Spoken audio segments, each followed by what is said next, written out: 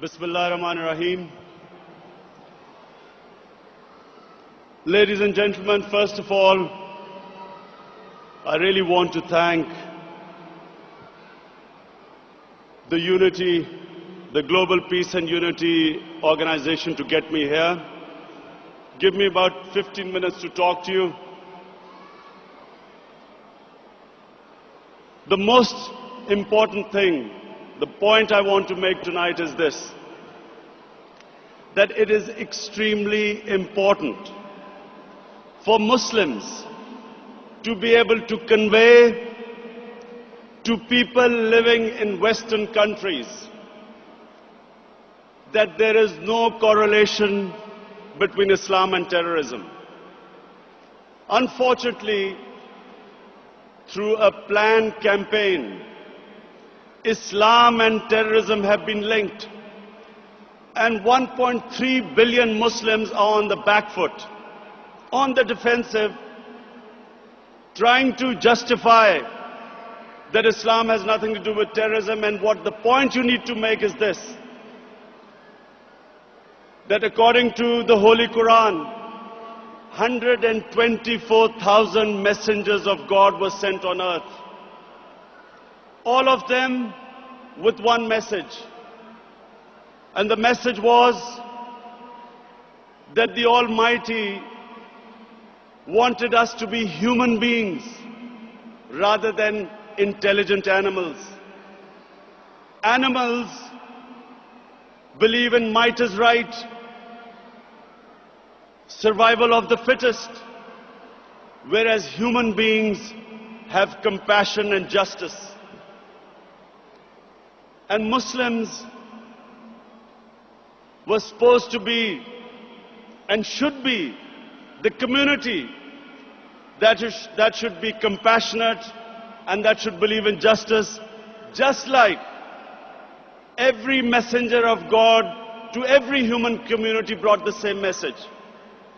So when something like 9/11 happens, we should be able to tell those people who blamed 1.3 billion people for the acts of 18 people that terrorism knows no religion. All religions preach the same thing. And unfortunately, we do not have either the political or intellectual leadership in the Muslim world to be able to convey our point of view. So we have words like Islamofascism. We all know that Islam believes in plurality. Muslims have lived with other religions. We have lived with Hindus, we have lived with Buddhists, we have lived with Jews, Christians. We accept, as the Quran says, Allah says in the Quran that it is through His will that we are distributed in different communities. It is through Allah's will that human beings are distributed in different religions and communities. And Allah goes on to say that had He wanted, we would all become one community. And then it goes on to say, the ayat goes on to say, compete in being good human beings. So we have a religion which preaches plurality. We accept other religions. Nowhere does Allah tell us to convert everyone to one monoculture or monoculture.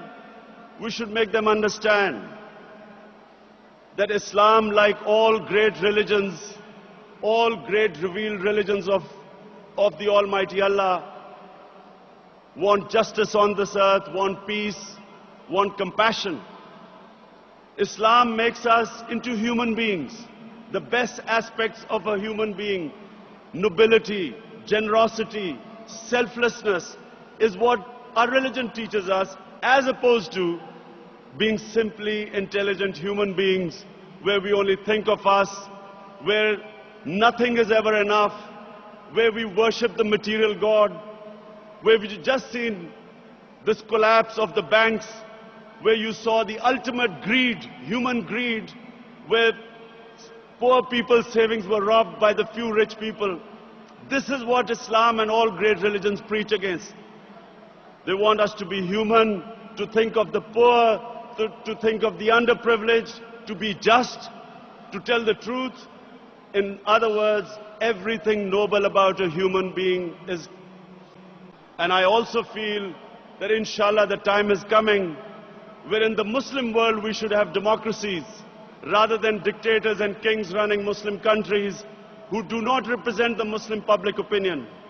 And because they do not represent the Muslim public opinion, we have puppets sitting there who are manipulated by superpowers for their own ends, as is unfortunately is happening in Pakistan, where a puppet is making our own army kill our own people in the name of war on terror, whereas in fact it has become a war of terror. Thank you very much.